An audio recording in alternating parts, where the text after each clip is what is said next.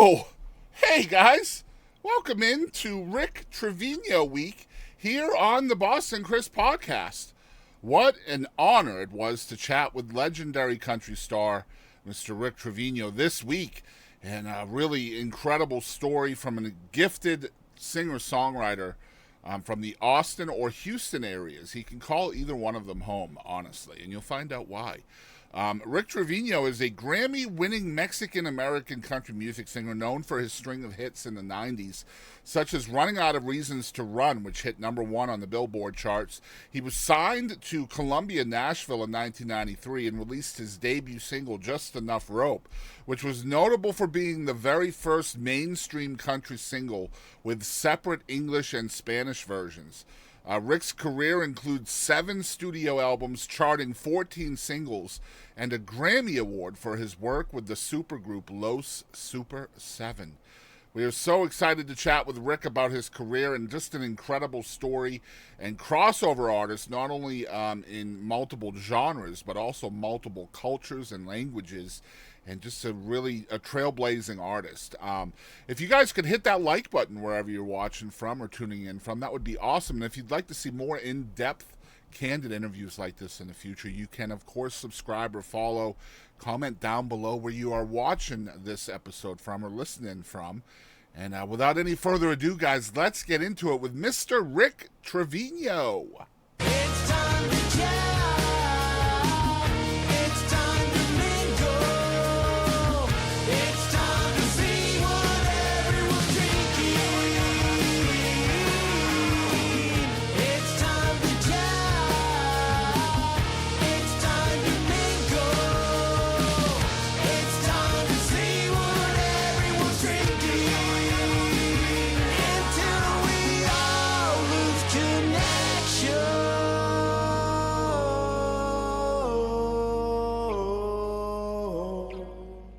Hey everybody, it's me, Jarrett, from your favorite band, Bowling for Soup. Thank you for tuning in to the Boston Chris podcast. Hey guys, we are back again with another awesome podcast here. We have Mr. Rick Trevino here on the show today. Rick, how you doing, man? I'm doing great. Good, man. I'm so here stoked. In Austin, Texas. Are you in Austin today? Well, I was raised in Austin, so I was born in Houston, Texas, right. And then my mom and dad moved my brother and I here in probably 1976. So we've been in Austin for, I've been here my whole life pretty much. I imagine you've seen a lot of changes over the years, haven't you, for Austin? Yeah, it doesn't seem to be able to keep up with the growth. You know, the roads, It's just like they build new roads, they build new highways, and it grows and grows. And but it's kind of all growing, you know, and now it's now Buda, Georgetown, Round Rock, all these towns outside of Austin are really growing, I guess, because it's just getting so expensive to live in Austin. Yeah. You know, Kyle, Texas, Lockhart, Bastrop, all these towns outside of Austin are getting pretty popular right now as well. I think that's happening everywhere, man. Like, I'm in a really small town, and it just seems to, like, everywhere you see construction and new houses and apartment buildings. I'm not far from Tyler, and Tyler is growing so quickly, like they can't keep up. And like the traffic is just terrible. I hate going there, man. I'm from New England. I'm from Boston, Mass, so inner city, and I can't stand city anymore, man. Yeah, my wife's from Portsmouth, New Hampshire, so okay. I'm very familiar with New England. I love New England, especially very this cool. time of year. All right, cool. Yeah, so you understand. So how long has she been down in Texas? Well, she was born in Portsmouth, and she moved to Texas when she was like 14 years old. So she's been here pretty much her whole life as well. But pretty much, yeah. We met in college. So she was going to University of Texas, and I was going to A&M, and we met downtown on 6th Street. Very cool. So again, Austin. So yeah. Yep. So I wanted to chat a little bit about the new single, The Ride. Tell us a little bit about this song, Rick. Well, The Ride was something that's was just started off as a letter to my son when he was graduating from high school. I think he was 2015 or 16 when he graduated from high school. And I've got 3 kids. So Luke's 28, Olivia's 24 and Presley's 20. So I was just writing. I wanted to write them a letter, and it was kind of like, hey man, this is, make sure you enjoy the ride, make sure that you know, hold on to your faith, and there's going to be ups and downs, but make sure that you please get out and ride, and live, and take risks and things like that. And then I started realizing, wow, this could be kind of a cool song. And I had a few lyrics and a kind of a chord progression about, don't hide, ride the ride of your life. And that's sort of what I had. And then I called my co-writer, my friend Alan Miller, and I was just kind of giving him the ideas. Hey man, I got this idea that I think it could be cool. And he just we just kind of got together, and that's kind of how we write. We just sort of talk about these ideas. We do most of all of our writing, and in fact 99.9% of the stuff, besides the two albums that I did with Raul, Malo, and and with Warner Brothers. I was in Nashville for those two records. But since then, we write predominantly only on the iPhone, and I'll send him audio ideas. He'll send me back lyric ideas. I'll send him lyric ideas. We just go back and forth, and I really love writing like that. And so, kind of to get back to the answering the question, that's kind of how it all started. And I don't really think I finished the song until, like, I played pieces of it for Luke when he graduated, and I played some of it when Olivia, my oldest daughter, graduated. But everything, when Presley graduated in 20, I'm losing my track here, 23 is when Presley graduated. It's when I kind of had it all finished, and then of course, the video was kind of easy to. Yeah, I love the video. It was like, if you can kind of see it all in your head, and I was able to put in personal photos. Tried to make sure that every child had equal airtime. I didn't want to make anybody mad. Yeah. Man, I gotta ask you, because I think the career that you've had, right, like just over 30 years in the business, I feel like giving that advice, enjoy life, make sure you take a step back and really, enjoy the now. I feel like coming from you, that's great advice. Did you always follow that advice over the course of your career? Did you really take in what was happening around you at all times? Oh, no. I mean, it was at times, especially early on, it was so overwhelming. But I had enough, good people around me at the time, and still do, personally and professionally, that always keeps me grounded, and I'm able to kind of enjoy, especially now, looking back, I can really enjoy every show. Like, gosh, who gets to do this for 33 years? Right, who gets to play music and tour and make records and things like that. And so, to answer your question, there were times when the ride was moving pretty fast, especially like 93, 94 was first single, second single. I mean, you'd have 4 singles in 1 year, and an album would drop every year, so it was pretty fast. And I do like the pace of how I'm being creative nowadays. I don't, you probably know this, but I don't really feel pressure to put album out after album after album, because I don't really know if I'm really wired that way to write. So I know some artists that can do it, but like Willie Nelson can write an album and write another album, write another album. I don't know. For me, it's just song by song, and I don't really really think people really want to hear what I have to say 10 songs every 8 months. I just want to say something when I want to say it. If it's something. So you're looking for quality over quantity, basically. Basically, yeah. And I just, that's just kind of what I feel like that's just kind of my strength, is just getting passionate about something, and then diving my emotions and my artistic energy into it. And that's just what I'm doing nowadays. But yeah, I had enough people around me back in the day where I was able to really slow down and enjoy certain moments, and I've been really lucky and very blessed, and Yeah. um, Well, I know the life can you be a know, whirlwind. So, like when I heard the new single, I was like, "Yeah, this is him." Maybe having a little bit of regrets of not really enjoying the moment and trying to tell his kids, "Don't do what I did. Enjoy your moment. right, Slow life down a little bit because you don't know when that's going to end." Um, right. so that's why, like, I really love the song. I think you did great with it, and the video is awesome as well.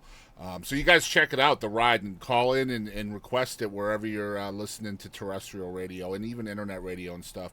I wanted to chat about something that I don't really see too much about on you, and that is the fact that you're at the very least a second generation musician.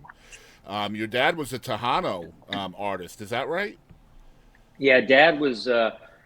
He started really young, and he was like 14 years old playing in bands in Houston, Texas, and it was Tejano music. But Tejano music at that time was in a growing period where it was mixed Mexican music mixed with pop music, and so dance music, anything that people were listening to on the radio, combining that with, um, you know, a brass. It wasn't just like bajo sexto and accordion. It was more like big band Tejano music is what I call it. And the kind of the guys that were the big band troubadours in the '60s were guys like Little Joe y La Familia, that sound, Mm-hmm. Ruben Ramos and the Revolution. And there was another band at the time called Neto Perez and the Originals, and that's the band that my dad was with. Okay. So dad was a rhythm guitar player and a vocalist, um, and he a bass player. And so when we moved to Austin, he sort of got out of the business and was working for IBM at the time. But my dad listened to a lot of Tejano albums. I heard a ton of Tejano albums like Jimmy Edwards, The Latin Breed, Sonny and the Sunliners, Little Joe, Ruben Ramos. So you're growing up with this Um, music in your household. yeah, yeah, we listened to a lot of it. Matter of fact, when I was a kid, I was a little bit embarrassed by it just because it wasn't in English, and all of my friends in Round Rock were predominantly Yeah. Anglo buddies, and I'm like, why are we listening to this Mexican music? And so, when in elementary school, junior high, I was like, dude, why do we have to listen to this? Why can't we just listen to what's on the radio? Listen to what's pop music in the '70s and '80s. It's basically what we listen to. Yeah. Um, so I kind of shied away from I was going to from ask. it. The question I have on my outline is if there was any rebelling against following in your dad's footsteps. And my note was either as a musician or as a specific genre. Because a lot of Yeah, times, like I've interviewed a lot of legacy kids. I guess that's what they call second yeah, generation artists, like Wade Jennings, people like that, and a lot of them rebel against the genre of their parent, like John Paycheck, for example. Johnny Paycheck's son, he doesn't really like the outlaw style. He really gravitates towards like '90s country. So I was curious about that. Was there some shying away and rebelling against that style of music? absolutely. I mean, I didn't want to get near Tejano music, Yeah, and I was like, keep me away from this. um, but I didn't really, you know, singing in Spanish wasn't really on my radar at all. Didn't want to do it until I got signed to Sony Records, and the execs wanted me to record the songs in Spanish, and of course I could.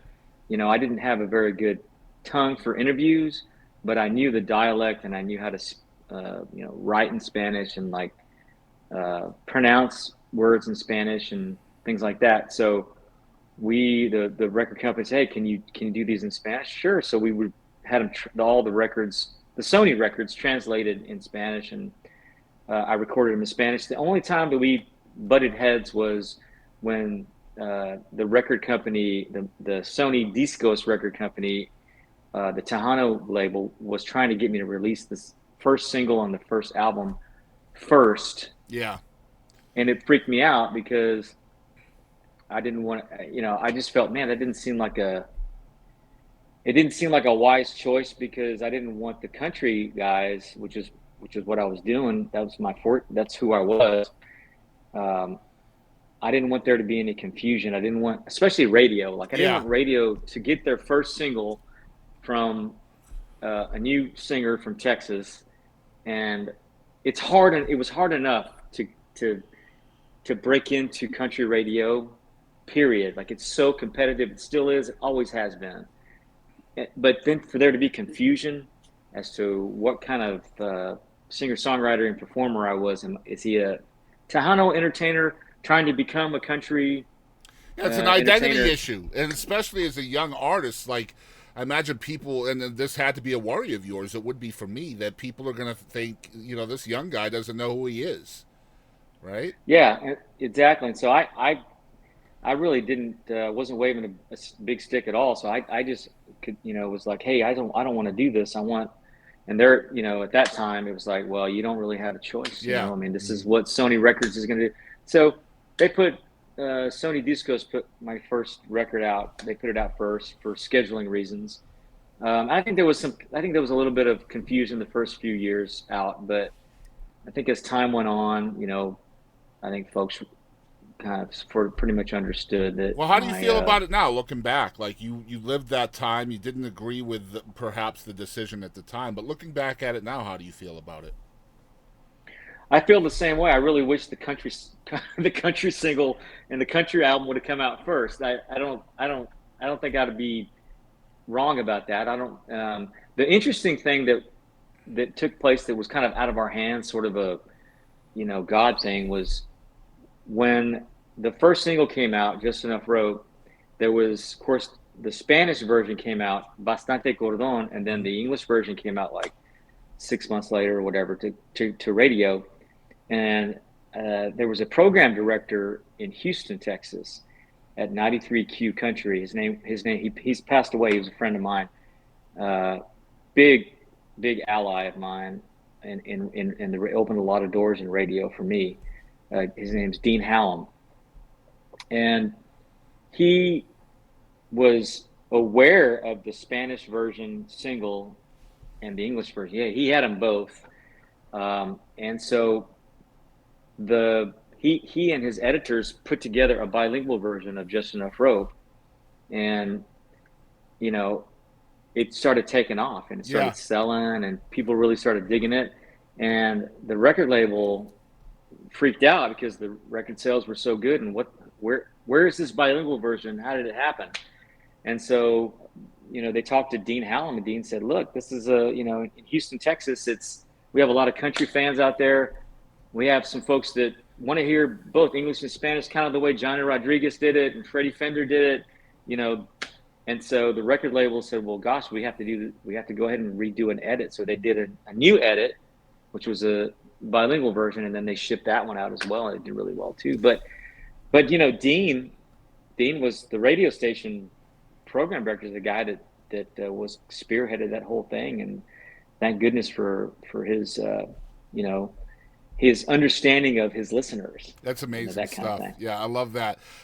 One thing I did want to ask you, as someone who was bilingual, and you're putting out, in your first record deal, you're putting out music under different languages. I know how rabid the country music fan base can be about different, right? So how was the reception from the country audience to your brand of music at the time in the 90s? The country music, well, I mean, the especially people in Texas, New Mexico, Arizona, Colorado, and the Southwest, it was like, this is awesome. I mean, places in California, most of the places that were, had a dense Latino population, those bilingual songs went over really well. Not so much in the Southeast, it was a little bit more of a struggle, and I think there was a little bit more indifference, but overall, I mean, it was a positive thing for me. I'm very grateful for that. I mean, there's a song that we did, the very first song the first album, self-titled. There's a song on there that we recorded called For a Moment There, but we actually kept the Spanish version because, the Nashville, non-Spanish speaking powers that be loved that version more than the English version. So we ended up keeping that Un Momento Allá, and it's still, to this day, it's still on my set list, and people love that song. It's like it's one of those songs that was never a single, but people, demand to hear it at my shows all the time, and Do you feel like it that? did pretty well. Go ahead. Do you feel like Yeah. that versatility has really helped you over the years from a like a performance standpoint? Playing out, being able to play different venues, different locations, geographically, has that really helped you? I think so. We do the my primary, like my bread and butter, for the past 32 years is mostly country, everything from rodeos to a lot of fairs, a lot of dance halls and things like that.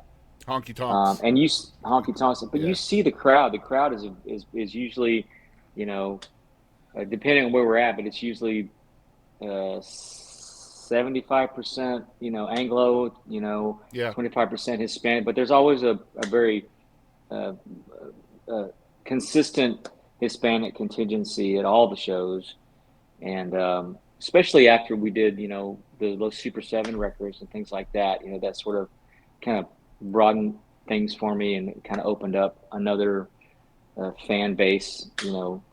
Once I was able to kind of get together with those guys, that's been Yeah. really kind of opened the doors, some more doors for me. I think you deserve a lot of credit, man. Just because of bringing different genres to different cultures, right? Like you're bringing that Hmm. Tejano Mexican style of music to the Anglo population that may not be exposed to it otherwise, and vice versa, bringing the country music, the actual, traditional country music, to the Hispanic population is also paramount, I think. And I don't think you get enough credit for that. So I wanted Well, to applaud you for that. I appreciate that. To your point, there was one song that I wrote with and Alan, Raul Malo and Alan Miller, and this was for my second Warner Brothers record. But when I remember walking into the writing session at Raul's studio, and I said, "Hey, man, I want to write a song that kind of sounds like an old, Tejano sounding song, like Little Joe and Ruben Ramos, like the kind of music my dad started." And I just remember walking in, and I remember like humming the trumpet parts to "Everything's Better in Texas," one of my Mm, songs that people demand to hear. yeah. And I came, I want it to be like a polka sounding, ba ba ba ba da da da da da da da da. And I remember walking in with that idea, and we ended up writing, the song "Better in Texas," and I think Raul cut that on one of his records as well. But that is one of those songs that to your point, that sort of alludes to 1960s orchestra Mexican music that most Yeah. country audiences wouldn't really be familiar with. I mean, maybe Ring of Fire had that, it had the mariachi trumpets in it, but you don't really hear that sound very often in country music. And I think, I appreciate you recognizing that. But Yeah, yeah, man. I'm Being in Texas, man, I mean, anybody who's in Texas, I don't know if people even realize how good we have it here, right? As far as just musical diversity. I know outside of Texas, I've lived outside of Texas too. Outside of Texas, everybody's just like, oh, it's just country and western, two different styles of music. But no, it's much more diverse down here if you really listen. And I'm just really blessed to be part of it. It's really cool. I wanted to ask you something that I kind of noticed, and I don't want to offend you, but I'm very That's curious. okay. The first couple of records you had with Sony, I noticed that in the liner notes, your name is not really in there very often for songwriting credit. But I know Hmm. that you're a singer songwriter, have always been a singer songwriter. So I'm curious, from your standpoint, was there a struggle, and if there was, what was it, in getting a major label, in this instance, Columbia or Sony? I guess they were Uh-huh. one and the same, to kind of use your own songs rather than the songs that are coming from a publishing company. Well, when going into that first record, the gatekeepers and the number one goal for any major record label in Nashville, the MCAs, the RCAs, Sony's, Columbia Epic, you name it, Atlantic, was the radio. Yeah. And so, coming like I was 2 years, I was a sophomore out of college, and I had, was just getting started, and I was co-writing. But when it well, at the end of the day, my songs had to match up with Marty Stewart's writing. You Sure. know, the writers that I was getting songs from, these were like guys that were having hits right then and there. Tony Martin, Troy Martin, these guys were writing big hit records, and we were getting great songs. And so at the end of the day, it was like my song versus, here I am writing songs for the first 2 years of my life, trying to co-write.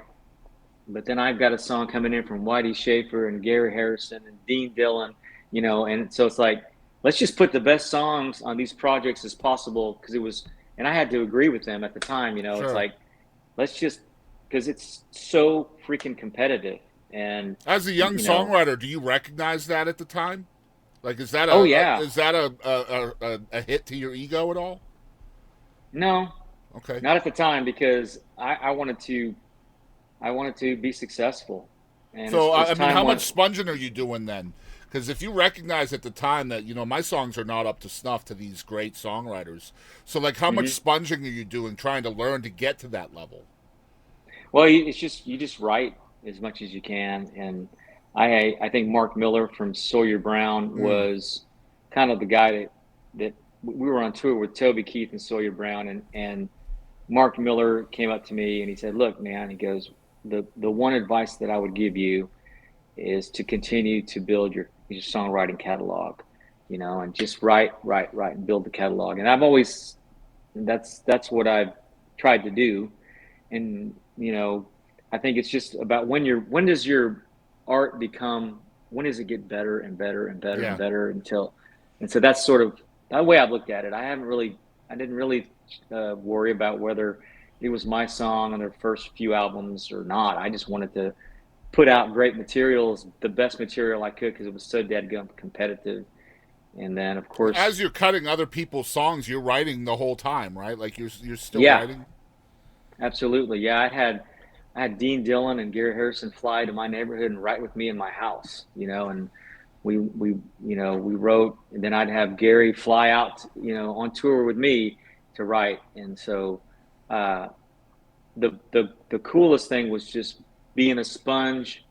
Use the word that you use, but being a learning sponge, like Yeah.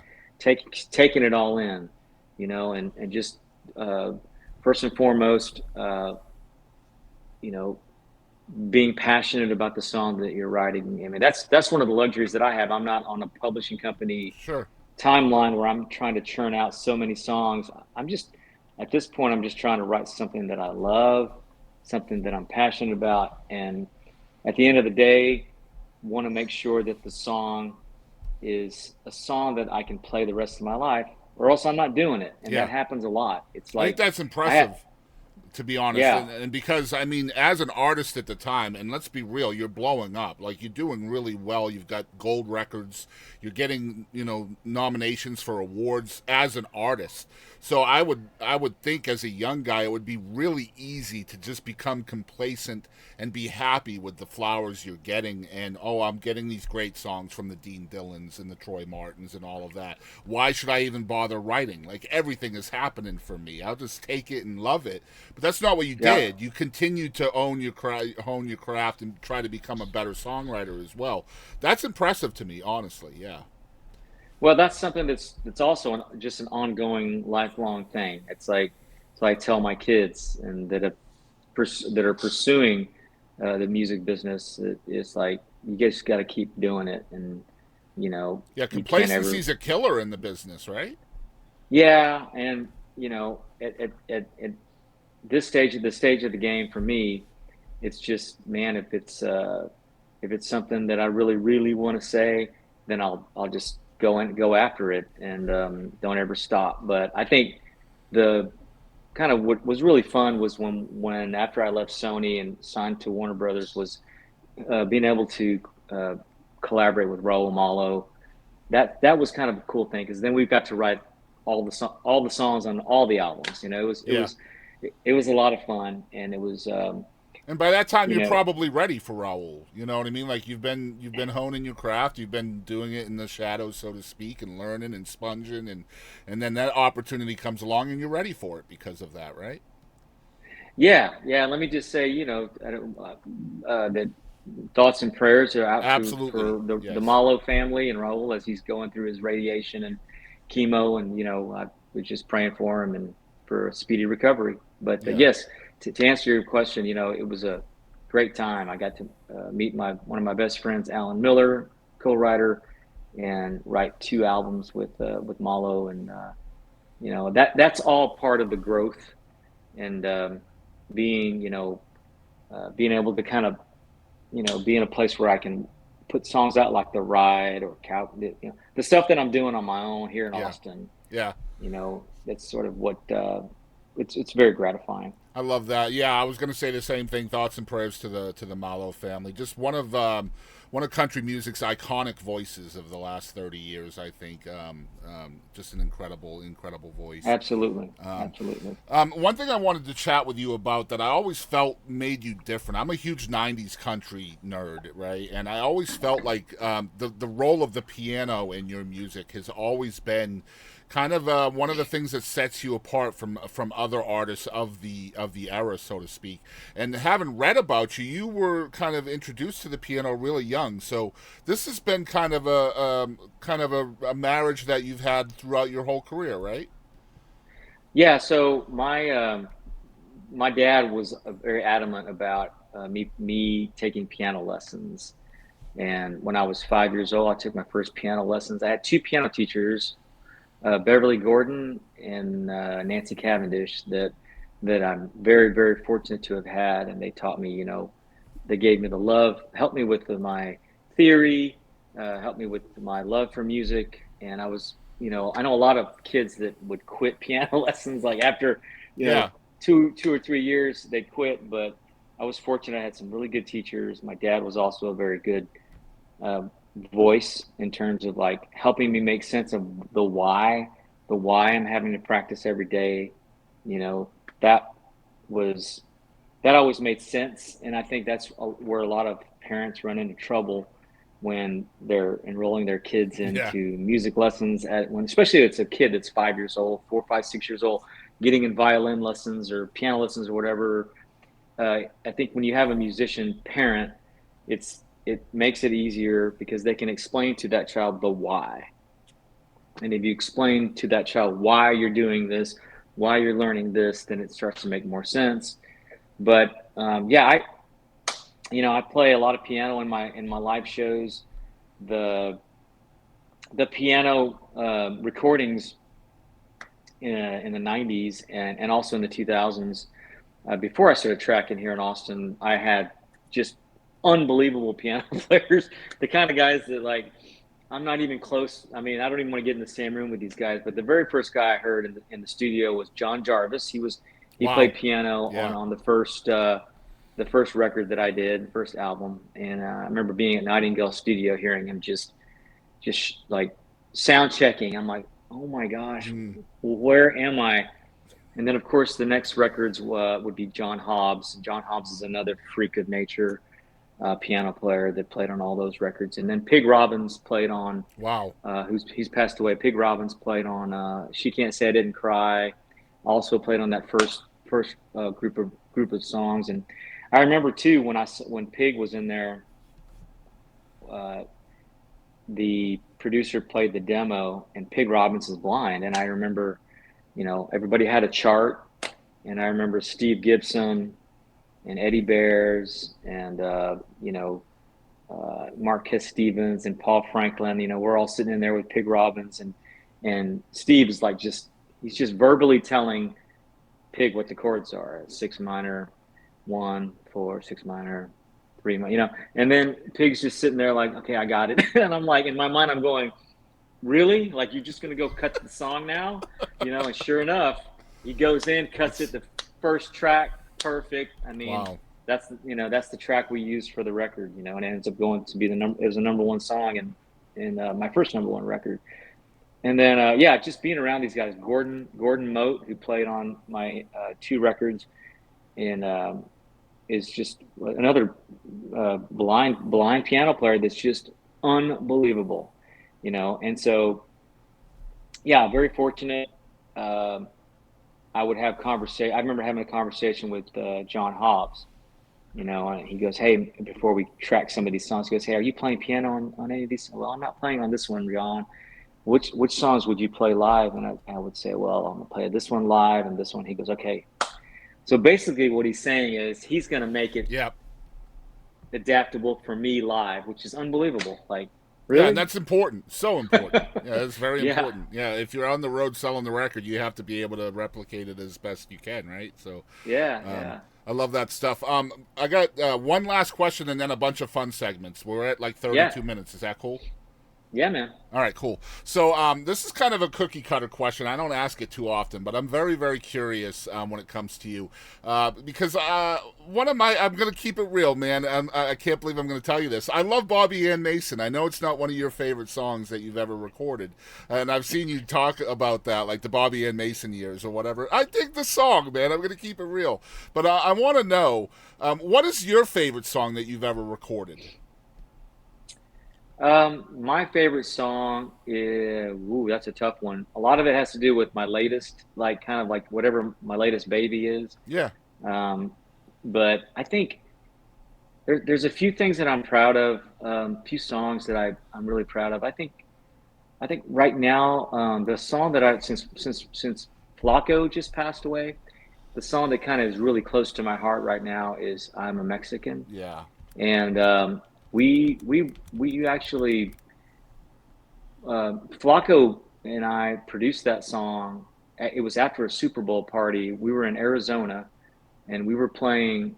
It was I think it was pre Super Bowl parties that they were having festivities, and we had played a show with Los Super Seven. And when the gig was over, we were in the hotel room drinking beer, and I said, Flacco, man, I got this tune, you know. And so he pulls out his accordion. We're drinking beer.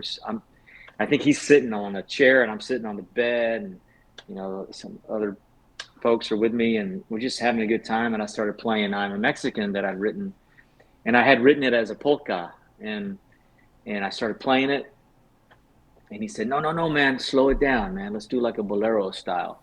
And so I said, "Okay, man, whatever you say." So we did a kind of a slow down version of it, and I still have the demo of that, by the way, of us playing that live in a Wow. hotel room. And I took it, and then a few months later, Flacco drove into Austin, and we recorded it in Austin at Bismo at Ray Benson's old studio, and then we recorded the video in Burnett, Texas, at a ranch in Burnett. And Another so, cool video, man, by the way. Really cool video. thank you. I mean, it's kind of the one song that's kind of I guess the way I would express this is that it's a song for me. Like most songs that I do in a set, I would say that's just for the this is for the fans. I want to make sure that the fans Yeah. get what they're paying for. But when I play I'm a Mexican, I feel like I'm playing it for me, you know? Yeah. It's like this is I just want to say this, you know? And so it's probably my favorite song right now. I would say The Ride is also in terms of like the 90s hits.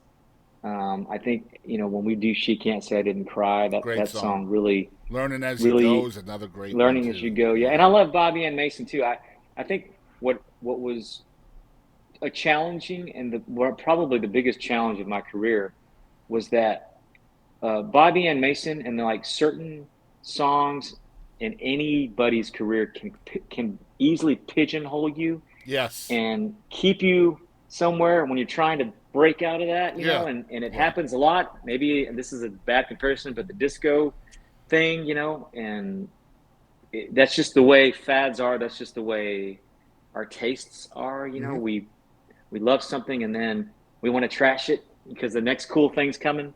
And so I think I felt like that song right there it would have been Kind of easy for that to, pigeonholing you a little bit. yeah, like the guy Yeah. with the black hat, the guy, you know, Yeah. Clay Walker, Mark Chestnut, you know, Tracy Bird, everybody's wearing a black hat and And that everything. was kind of the And quintessential sound of the 90s, right? That song kind of. yeah, Yeah.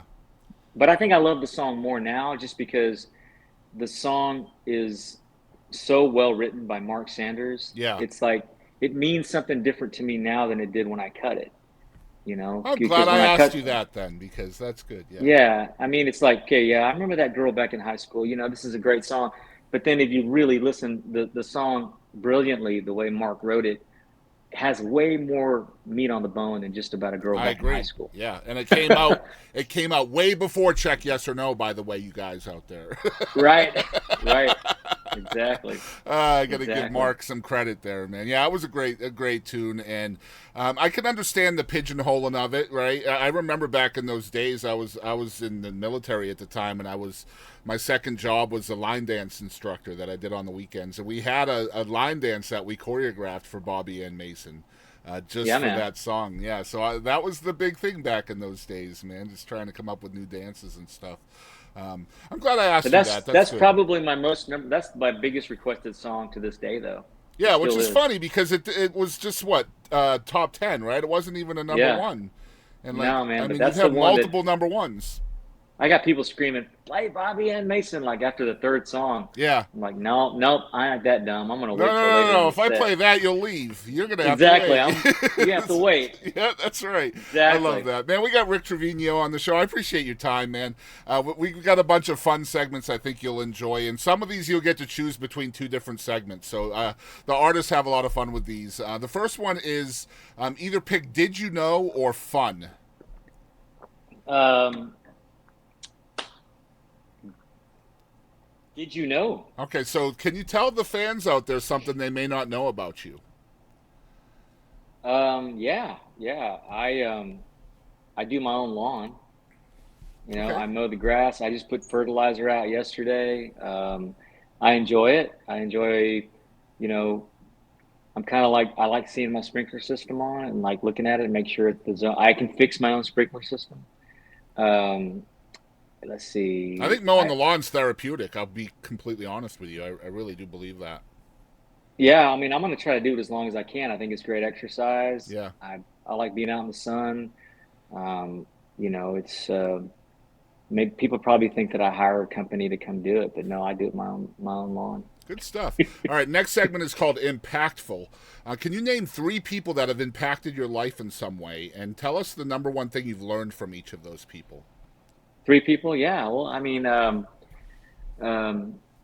my dad would be one, and I think just you know, I think he always said, don't ever stop learning. Like, don't, especially in the music business, like, don't ever think that you're done learning, and that you've done it and that you don't need to learn anymore. Don't ever think that. You should always be trying um, to learn. And my my tour manager, Milton Walters, I'm sorry, he's my manager, but he's also he I hired him in '93, so he's been in my Wow. band playing piano and B3 and accordion, and um, he plays harmonica, and he plays acoustic guitar, and he's 77 years old, but he I really feel like I've learned just by example, like just the way he works, and I've seen him go through a lot of life. I've seen him like lose his mom, lose his father, and I'm watching the way he conducts his life, and you know, he hasn't really, maybe there's not one particular thing that he said, but being on the road with him all these years, I've been able to really learn by watching him conduct his life, and I just remember him like, his mother passed away. He went to the funeral, flew back to the gig. It's like, hey man, I got to be at the gig, that kind of thing. I'm like, Wow. Yeah. what? It's like the true, true musician. Show must go on. Show must go on, kind of a thing. Yeah. And yeah, he's the man. And then my wife Carla, we've been married. Well, we've been together since 1989. We've been married 30 years, and we were kids when we met, and we just kind of grown old together. And I mean, I don't know if there's one specific bit of advice that I've ever gotten from her, but I always know that whenever I do have some kind of a problem, or bout of anxiety and I say something to her about this anxiety that I'm having, she always tends to simplify my anxiety or Yeah. my problem. Whatever my problem is, it's always like, duh. Yeah. You Yeah, good know? women are And good so, like that, man. They're so good at doing that, right? yeah, so those would be my three You know, people right what are you there. freaking out about, man? It could be something so Exactly. much worse. Yeah, I get that all the Exactly. time. Yeah. All right, next Exactly. segment. Choose either Mount Rushmore or one artist. Oh, one artist Okay, so who is one artist you wish the entire world knew about, other than yourself? that everyone knew about. Yeah. Oh my gosh. I would have to say, I, it doesn't have to be. Can it be a? It doesn't have to be a singer songwriter. It can just be like a book writer or somebody like that. Yeah, if you Somebody that want to writes do it books. that way, yeah, sure. Of course. Anybody like that? I think Doris Kearns Goodwin is somebody that writes. She's a political historian, and I love reading her stuff. Second time that I'm reading her book on LBJ. Of course, she wrote Team of Rivals. Um, I'm kind of a history buff, and to me, she's an artist. The way that she writes these books and kind of uses uh, factual history to create these stories in her books. I Do you think listen to history storytelling. podcasts? I do. I do as Yes, I well. I do. love history. Yeah, same. I do, and I think storytelling, whether it's music, whether it's storytelling as a in books, is kind of how folks. I mean, that's how we grow and that's how we learn. Yep. And I wish everybody could read Doris Kearns Goodwin's books. I really do. Cool. I will definitely put a link for her in the description of that part of the video. All right, next one. Next segment's kind of like a game show. It's called What the Heck, and the point of this is the point of these questions is to put a visual into your head. And so when Oh I no! ask the question, whatever comes into your mind, just tell us what it is. Don't change your Oh mind. my gosh! Okay. It is called Okay. What the Heck, and this is with Rick Trevino. All right, number one. If you wrote a book, speaking of books, what would the book be about? Um, First thing that comes to my mind would be immigration. Okay. Number two, if a penguin walked into your room right now wearing a sombrero, why is he there and what is he doing? Uh, well, the reason he's there in my bedroom, Yeah, wherever you are he's right now. he's there to bring me a margarita, and he's there to party with me. I don't Okay. know. Wow. Guys, you heard it here first. Rick Trevino has a penguin for a butler. How about that? All right. Now you know why we call this What the Heck. All right. Uh-huh. Number three, if a cow laughs too hard, does milk come out of its nose? Um, Probably not. You don't think so? I don't think so either. No. I mean, how would they get milk in the nose? That doesn't make any sense, Exactly. right? All right, number four. What are you most afraid of? Um, wow, that's a good question. I'm most afraid of um, just, gosh, I don't really know what there is to be afraid of. You kind of stumped me, I guess. I guess the paranormal, maybe. Okay. All right, last That one, can. number five. Have you ever tripped on stage? I'm sure the answer is yes to that because everybody has. And if so, how did you play it off as cool? Um, so the last gig I did in Hillsboro, Texas, there was a ramp, and I was going up, and I slipped because the bottom of my boots are soft. So I slipped. I didn't fall down, but everybody could tell that I kind of slipped, and I just looked back and I made it. I wanted them to know that it wasn't my fault, so I looked back and kind of like, You kind blamed of. the ramp. Yeah, so I stepped on the ramp like, hey, stupid ramp, that kind of thing. Wow. That wasn't my fault. You threw the ramp under the bus. All Under the right. bus, yeah. All right, next segment. Choose either bucket list or fly on the wall. Um, Fly on the wall. I'm so happy you chose that. Okay. In all of history, which room do you wish you were a fly on the wall in? Man, in all of history, I wish that Whew, gosh, I would say a fly on the wall in in the Old Testament when Abraham uh, was leaving when God told him to leave. You know, so I would like to have been there for that. What a great answer. All right, cool. All right, next segment, we've got three more. Okay, choose either biggest lesson or moment of gravity. Biggest lesson or moment of gravity, Yeah. like gravitas, like a big Choose either moment one of those. moment of gravity. Okay, moment of gravity. The segment is you can kind of look back in your life and see that one moment in time that kind of led you on the path that got you to where you are now. Can you kind of see what that moment was?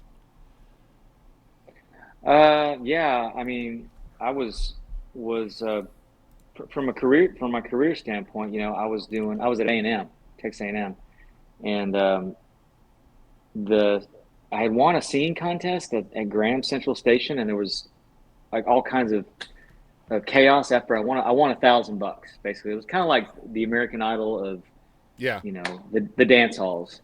So I won $1,000, and all my friends attacked me, my girlfriend, and now my wife Carla. She attacked me. We're hugging and screaming. Won the World Series, right? And a friend of mine told me at that moment, "Hey, I think God's trying to tell you something." And so I think that's kind of the moment that made me kind of realize, well, maybe I need to pursue music. Maybe I need to go out and do something with music. This is a great answer. I love that. So turning something great into something greater. Yeah, good stuff. All right, grateful's my next segment. What are the three things you are most grateful for? Well, obviously, my faith is grateful for that. I'm grateful for my family, um, and that includes, you know, mom and dad, my wife, just having that closeness. And I'm very grateful for my career. Like, gosh, who gets to who gets to do this for 32 years, Yeah. And I mean, I get to I love what I do, man. I like being out, and the traveling can be a little bit arduous and can be, not too much fun. Oh, really, do I have to drive 9 hours or 12 hours or whatever to get to this gig, or 16 hours or whatever it is? Um, that can be a little bit where I'm a little bit whiny about that at times. But on stage, man, it's like, Hmm. whoa, I'm over here playing music and playing my songs. I'm so grateful for that. Yeah, a friend of mine used to always say playing the music is the easiest part. Yeah, Yeah. for sure. No doubt. Yep. All right, so last segment could be the hardest one for you to answer, though. It's called "Who Do You Think You Are?" So, who is Rick Trevino? Man, I've always thought that I'm just kind of like people or whatever. I'm pretty normal. Like I just like I don't know. Maybe like if you see a picture or an image of me or a video of me or like you have this idea that I'm the Bobbie Ann Mason dude or whatever. That image is probably way different from what you would see here. I mean, because as soon as I walk in the house, that whole star thing does not fly. Yeah. So it's just normal dude. I like cooking. I cook at the house. In fact, I think right before I called you, I just finished making a little pasta with some venison marinara. Okay, look. So I like to cook. I like wine and red wine, and I like at least one part of the day every day. I like to just sit down and smell the roses once a day. I don't care if it's 30 minutes or 45 minutes. You got to just stop. Yeah. I love the answer, man. Man, life will humble you quick, won't it? Yes, totally. Yeah, life don't care who you are, man. They they sure don't. I That's don't true. care how much you think you're a big shot or how big of a star you are out there, man. Life will show you how unimportant you are very, very quick, man. That's true. Rick, thank you so much for taking the time to do this. Let me tell folks out there where they can follow along with you. The website is ricktrevino.com. That's RickTrevino.com. We're going to put a link in the description down below for that. The new single is called The Ride. Make sure you guys are not only streaming that, but by God, call your radio stations and let's get that spun there as well. Do you have new music coming? You know, hopefully for 26, I've got a couple of irons in the fire, some songs that are done, but I'm just trying to figure out which one I'm going to release next year, and the video and things like that. So I'm just taking it one single at a time. Yeah, and I love the fact that you're not pressuring yourself to make more all the time. And I mean, you've lived that life and probably didn't really enjoy it all that much. That pressure of just having something new all the time, right? Yeah, I mean, if you got the infrastructure behind you to do that, and I'm sure a lot of folks that that are in that train, that mainstream country music trend. You've got A&R, you got marketing, you've got it's a lot of cogs. Radio promotion, and you can probably pull it off with that type of team. But if it's just me on my own, man, it's like I actually feel more pressure doing everything on my own, because the buck stops with me. Whatever comes out, it's me. It's your fault. Nobody else is. Yeah, it's my fault. Yeah, that's right. Yeah, you get the credit and the blame, right? Right, exactly. Yeah, let me tell you guys where you can follow on social media too, whatever your favorite platform is. It's Rick Trevino Official on Facebook. On Instagram, it's Rick Trevino Music. And on X, it's Rick Trevino Main, if you want to follow along with what he's got going on there. And go to a show, you guys. He's touring all the frickin' time, right? Always on the road.